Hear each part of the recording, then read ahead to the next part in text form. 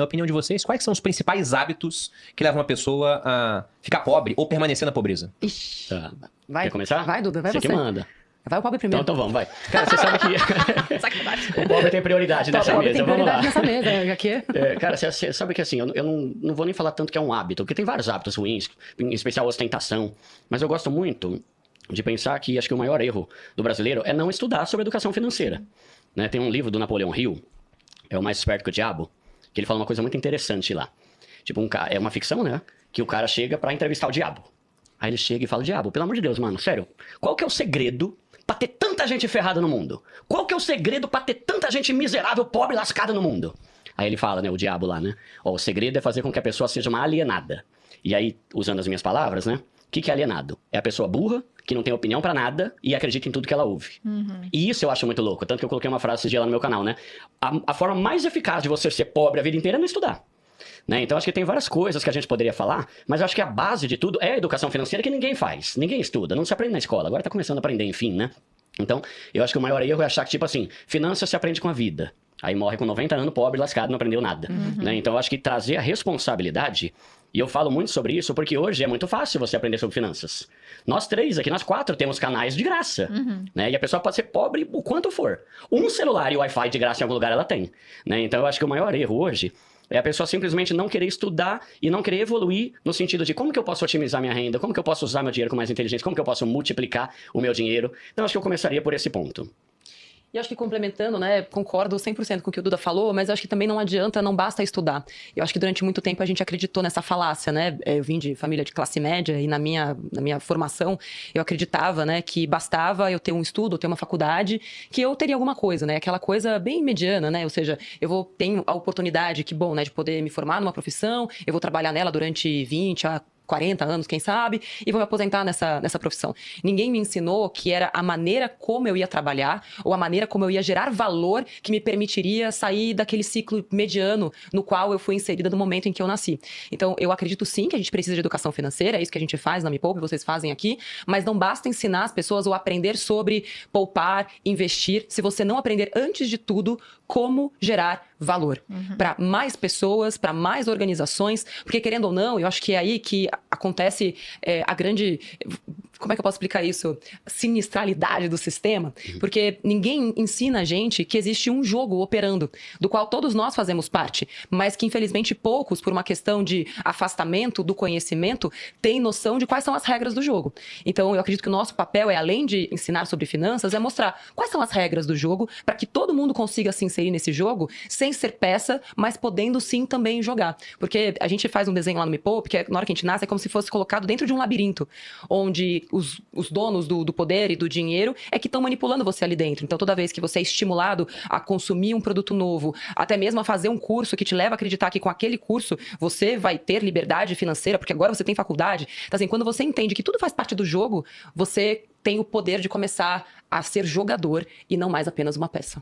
É bem interessante falar disso, porque se você nasce pobre, digamos assim, ou classe média, você quer ascender de alguma forma, você tem que mudar o status que você tá ali naquele momento. Então não adianta você fazer a mesma coisa que seus pais faziam, Exato. que seus vizinhos fazem, e você tem que, de alguma forma, mudar, ou trabalhar diferente. Se ninguém explica, não tem como você saber, né? Você fala, então eu acordei, tô vivendo aqui, fui pra escola, e aí eu me formei e vou fazer a mesma coisa que meus pais e que todo mundo que tá ao meu redor faz. E aquele ciclo que se repete, que eu escuto muito, né, de seguidores, quem trabalha muito não tem tempo de ganhar dinheiro. Mas mesmo as pessoas que ganham muito dinheiro, trabalham muito, mas elas trabalham diferente.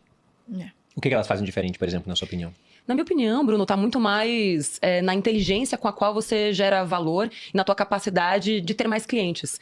Eu, pelo menos, né, quando trabalhei nas emissoras de TV onde eu trabalhei, talvez por intuição, eu tinha plena consciência de que eu tinha um cliente. Eu nunca me senti funcionária. Para mim, crescer na minha carreira de jornalista, que quando eu decidi ser jornalista, disseram que eu estava fazendo a pior besteira da minha vida, que jornalismo não dá dinheiro, mas na minha cabeça nenhuma profissão dá dinheiro se você seguir o status quo. Você sempre vai seguir aquele mesmo padrão. Então, quando eu entendi que o teto de capacidade de ganho financeiro que eu tinha era diretamente proporcional à quantidade de clientes que eu tinha, e que na época eram 2... eu trabalhava na TV Jockey e na Record. E que eu precisava de mais clientes, mas eu era só uma. Então, como que eu poderia ou gerar mais valor para um único cliente que me pagaria mais? Por isso, quando eu comecei Me Poupe, eu usei um modelo de negócio que eu conhecia até então, que era oferecer conteúdo de graça e receber o dinheiro dos patrocinadores. E aí, com o passar do tempo, a gente foi mudando esse modelo de negócio, né? Entendendo que a grande geração de valor que a gente podia trazer era muito mais para os seguidores, os mepoupeiros, do que para o mercado como um todo. Então, para mim, o que muda essa chave é quando você entende que a tua capacidade de ganho financeiro, ela aumenta quando você consegue gerar mais valor e oferecer esse valor para mais e mais e mais pessoas. Eu concordo com tudo que vocês falaram. Quando você disse, por exemplo, sobre não estudar, tem uma coisa que eu falo recorrentemente, até no meu livro eu coloquei também, é que com as mudanças tecnológicas, vai ser cada vez mais comum uma pessoa ter várias carreiras ao longo da vida. Então, Natália estudou para ser jornalista. Aí depois ela foi pro YouTube e falou, cara, vou falar de finanças. Talvez daqui a 10 anos esteja fazendo outra coisa. Ela vai estar na política, não sei. Nada, de preferência. Sem te desejar mal aqui, né? Mas é normal mudar de carreira ao longo da vida. Mas o que não muda é que, desde o comecinho da vida até o derradeiro fim, a gente vai usar dinheiro. E as pessoas não são treinadas para lidar com o dinheiro. Simplesmente elas pegam aquele pedaço de papel e falam, não, cara, isso aqui é pra gastar, eu sei que perde valor ao longo do tempo, não entendo muito bem o mecanismo, investimento é um negócio meio complicado, pode oscilar, mas elas não foram treinadas para aquilo. Então, a gente tá numa vibe agora, por conta da Maria Tereza, de conversar muito sobre criação de filhos, né? Sendo que, naturalmente, Maria Tereza vai ser criada de uma forma totalmente diferente da nossa. Sim, não Porque tem a Malu outra e eu opção. somos filhos de militares, então a gente veio de uma família de classe média, realmente, né? E ela já vai nascer com uma família que tá muito mais abastada.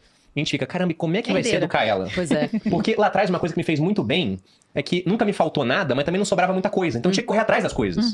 No colégio eu já tentava vender as coisas pros outros, entendeu? Na academia militar também. Acabava a parte da educação física, eu ia lá num funcionário de uma ala onde tinha um comércio, pegava salgados com ele de maneira clandestina e ia vender pros meus amigos. E Agora comecei você pode a ter falar gente... isso, né, agora que- eu posso, naquela época dava punição.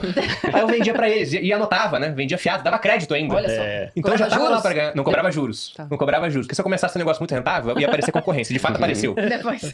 Mas eu fazia isso porque eu não tinha dinheiro. E eu queria ter. Falei, cara, será que essa sensação que eu tive lá atrás de querer ter as coisas, né? O quanto aquilo foi importante pra desenvolver minha personalidade. E ela não vai ter isso. Então a gente fica, caramba, e como é que vai fazer? Porque eu não quero simplesmente criar uma pessoa que no final ela fala, não vou fazer porque não tem que fazer nada. Minha vida já tá garantida. Então a gente discute muito sobre isso, né? E o que Ainda você não falou... chegamos a uma Não chegamos à conclusão. conclusão, diga-se de passagem. Algumas, mas não todas. Chegamos mais a negativas do que a positivas, de qual seria o caminho. Isso que você falou de gerar valor, eu acho que eu só tô aqui porque eu consegui gerar valor para muitas pessoas e isso graças a uma ferramenta fantástica que é a internet.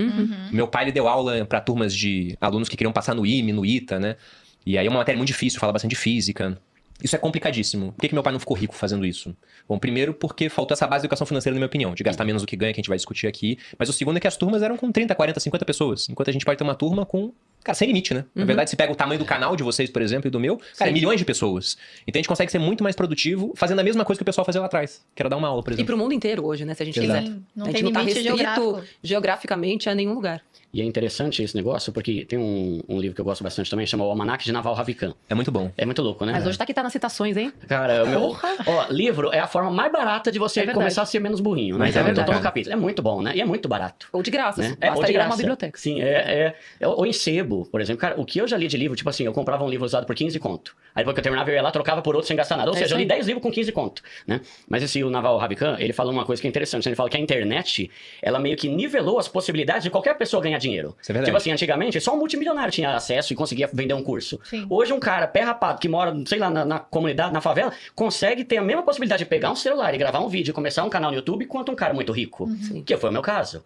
Né? Tipo assim, como que meu canal começou? Algum dia eu cheguei em casa podre, cansado do trabalho, e falei, quer saber, vou pegar meu celular aqui e vou gravar um vídeo. Galera, hoje eu vou ensinar como que tá um financiamento de 30 anos em 3. E Caramba, assim, mudou minha vida e eu tinha a mesma condição de que qualquer outra pessoa, até mais pobre do que eu. Total. Né? Então, é importante falar isso de gerar valor, é importante falar sobre a renda extra. A renda extra é fundamental para o brasileiro, né? Acho que tem até algum lugar eu vi alguém comentando, tipo assim, o erro do brasileiro é achar que ele pode mudar de vida só ganhando o salário mínimo dele. Tipo assim, é muito difícil. Sim. O pessoal fala, Duda, eu tenho um salário mínimo, onde você acha que eu invisto? Cara, investe em mandar teu currículo para outro lugar, investe teu tempo para estudar, filho, né? Porque você é um sobrevivente, né? Então, a gente começar outras Não, fontes mas de hoje renda. em dia, né? Com Sim. a Cara, economia. O inflação ovo absurda. subiu 15% só no mês passado. Não, eu e o Bruno, a gente fica assim, Bizarro, não dá cara. pra viver com salário É, mínimo, não é né? impossível. Não tem como. Né? Então, fazer rendas extras, esse negócio de gerar valor, acho muito legal também, né? Você pensar em novas possibilidades. Outra coisa que você falou também é isso, né? Às vezes eu recebo muita mensagem, não sei a Nath, né? Duda, eu tô há 20 anos aqui no emprego, cara, que só vivo de dissídio, 3% ao ano. Não, tá bom, mas por que você tá há 20 anos aí, caramba? Não é? Nossa, velho, você tá acorrentado aí, você é um escravo? Né? Não, porque eu não sei. Então saiba, né? Vai ver a internet, vai fazer um curso. Mas eu acho que, desculpa, Não, pode falar. Duda, te interromper, é que eu acho que É complicado dizer isso nos dias de hoje, mas tudo começa por aquilo que a gente aprendeu, principalmente na infância e na adolescência. Então, eu ainda ouço até hoje, e essa fala, ela me deixa um pouco incomodada das pessoas ainda acreditarem que tem estabilidade. Não, eu não largo meu emprego porque eu estou estável. Mas será que essa pessoa não lê jornal? Será que ela não vê que todos os dias as empresas padecem, ou elas mudam, ou elas querem inovar, e que se hoje ela tem um emprego, amanhã ela pode não ter? Para mim é tão difícil pensar em ter tranquilidade, sabendo que eu dependo de um único empregador. E é estranho você dizer isso quando você emprega pessoas, né? Porque ao mesmo tempo que a gente tá aqui falando, as pessoas que trabalham pra gente estão escutando também. Mas eu acho que se esse é o nosso papel, também é pra todo mundo mesmo, né? Então acho que a gente cresceu acreditando na estabilidade. Então quando a gente ouve, né? Não, eu vou estudar pra concurso público porque é lá que tá a minha vida e tal. E de fato, tem muita gente que fica feliz. Então você tá feliz com o teu emprego, tá feliz com a tua estabilidade, mas saiba que com a estabilidade vem a estabilidade. Se você quiser ganhar muito mais dinheiro, se você não estiver satisfeito... Você vai estar preso àquela quantidade de dinheiro que você recebeu. Ou quiçá fazer uma renda extra, né? Num tempo ali que você tem, né? Entre um dia e outro, ou no final de semana. Não tem pra onde crescer, porque aquilo vai drenar a tua energia, vai drenar a tua inteligência. E se você quiser ser um bom profissional naquela área, você vai estudar cada vez mais sobre aquele único assunto. Então, enquanto você poderia estar destinando massa cinzenta e capacidade de armazenamento pra aprender a gerar mais valor com as competências que você tem.